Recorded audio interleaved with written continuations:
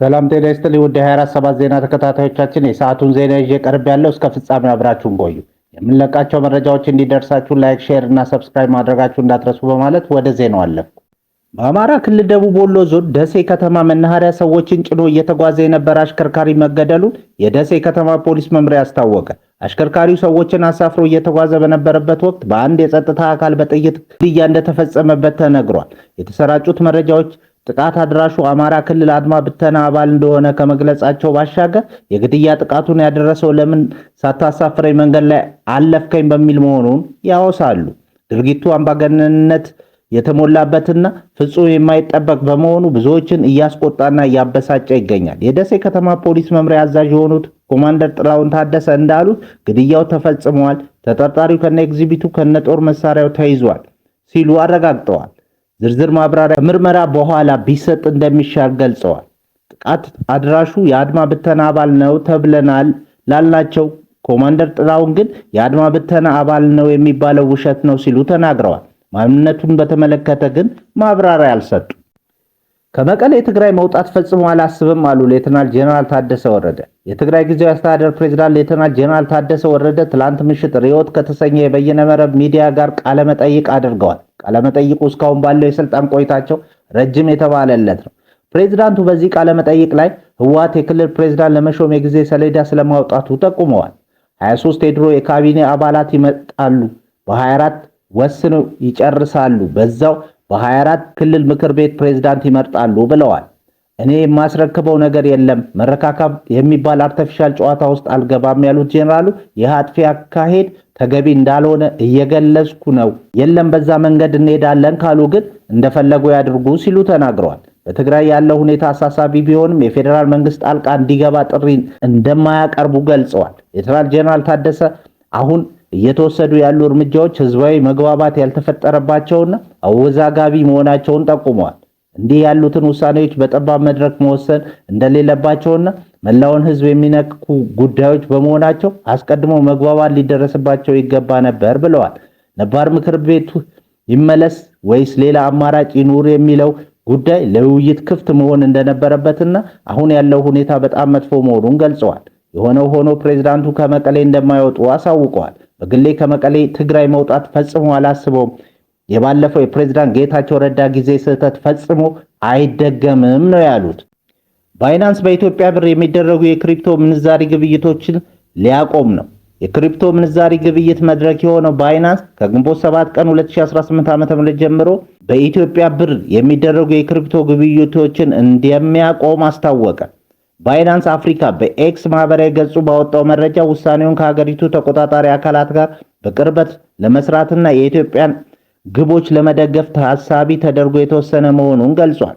የተጠቃሚዎች ገንዘብ ግን ደህንነቱ የተጠበቀ መሆኑንና አካውንታቸውን መጠቀም እንደሚችሉ ተቋሙ አረጋግጧል። የኢትዮጵያ ብሔራዊ ባንክ ከ2 ወራት በፊት በብር የሚደረጉ የክሪፕቶ ግብይቶችን ህገወጥ መሆናቸውና የተከለከሉ መሆናቸውን በመጥቀስ ጥብቅ ማሳሰቢያ መስጠቱ ይታወሳል።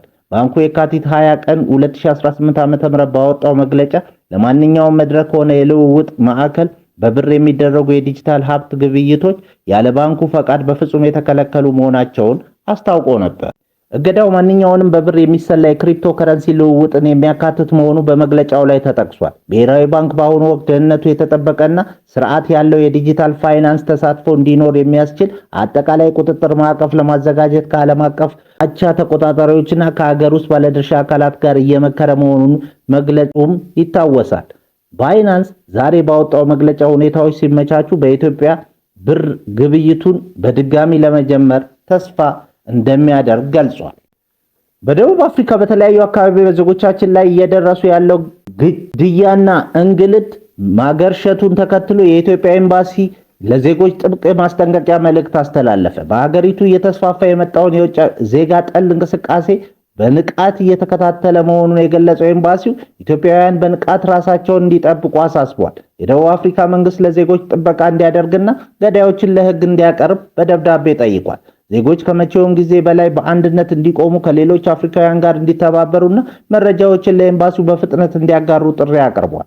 ከሃይማኖት መሪዎችና ከኮሚኒቲ አመራሮች ጋር በመሆን የመፍትሄ እርምጃዎችን ለመውሰድ የውይይት መድረክ አዘጋጅቷል። ኤምባሲው ችግሩ መፍትሄ እንዲያገኝ ከዜጎች ጎን እንደሚቆም አስታውቋል። በሌላ ዜና የሩሲያ ፕሬዝዳንት ቭላዲሚር ፑቲን እና የአሜሪካው ፕሬዝዳንት ዶናልድ ትራምፕ ከ90 ደቂቃ በላይ የፈጀ የስልክ ውይይት ማድረጋቸውን የክሬምሊን አማካሪ ዩሪ ኡቫኮቭ ገለጸ። ይህ ውይይት ትራምፕ ወደ ስልጣን ከተመለሱ በኋላ ያደረጉት 12ኛው ንግግር ነው። የውይይታቸው ጉዳዮች በአጭሩ ፑቲን በድል ቀን ምክንያት የተኩስ አቁም ለማድረግ ያላቸውን ዝግጁነት የገለጹ ሲሆን ትራምፕም ይህንን ውሳኔ በደስታ ተቀብለዋል። በዩክሬን ያለው ጦርነት በአጭር ጊዜ ውስጥ ለማቆም ስምምነት ላይ መድረስ እንደሚችል ተስፋ ተጥሏል።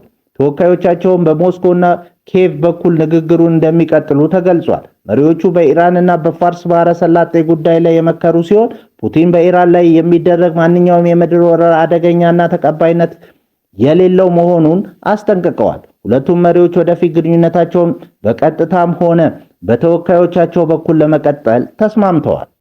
በሚያሚ ለዶናልድ ትራምፕ ግዙፍ የወርቅ ሐውልት ቆመላቸው። በሚያሚ በሚገኘው የዶናልድ ትራምፕ የጎልፍ ክለብ ውስጥ ለቀድሞ ፕሬዝዳንት ክብር የተሰራ 15 ጫማ ርዝመት ያለው ግዙፍ የወርቅ ሐውልት መቆሙ ከፍተኛ አነጋጋሪ ሆኗል። ከ3 ቶን በላይ የሚመዝነው ይህ ሐውልት ትራምፕ በ2024 እንደ አውሮፓ አቆጣጠር ከተቃጣባቸው የግድያ ሙከራ በኋላ እጃቸው ወደ ላይ አንስተው የነበሩበትን ምስል የሚወክል ነው። ይህ ዶን ኮሎስስ የሚል ቅጽል ስም የተሰጠው ሐውልት በብዙዎች ዘንድ እንደ አምባገነናዊ ፋሽን ተወስዶ ከፍተኛ ትችት እያስተናገደ ይገኛል። ተቺዎች ድርጊቱን የግለሰብ አምልኮ ሲሉ ቢገልጹትም ደጋፊዎቻቸው ግን ሐውልቱን ለታላቅነቱና ለግርማ ሞገሱ አወድሰውታል። በቅርቡ ተይዘው ከነበሩት የኢራን መርከብ ሰራተኞች መካከል 6ቱ ተለቀቁ። በቅርቡ በአሜሪካ ባህር ኃይል ተይዛ ከነበረችውና ቱስካ ከተሰኘችው የኢራን የጭነት መርከብ ላይ 6 ሰራተኞች ተለቀው ወደ ሀገራቸው መመለሳቸውን የኢራን ታስኒም የዜና ወኪል ዘግቧል። አሁን በአሜሪካ ቁጥጥር ስር የሚገኙ ቀሪዎቹ 22 ሰራተኞች እንዲለቀቁ የኢራን ባለስልጣናት ጥረት እያደረጉ መሆኑን የዜና ምንጩ አክሎ ገልጿል።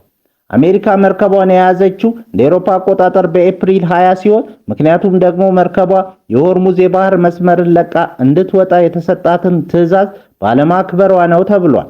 ኢራን የሆርሙዝ የባህር መስመርን መዝጋቷን ተከትሎ አሜሪካም ከአፕሪል 13 ጀምሮ በኢራን ላይ የባህር እገዳ ጥላ ትገኛለች። ክቡራን አድማጮቻችን ለሰዓቱ ያልናቸው ዜናዎች በዚህ እናበቃለን።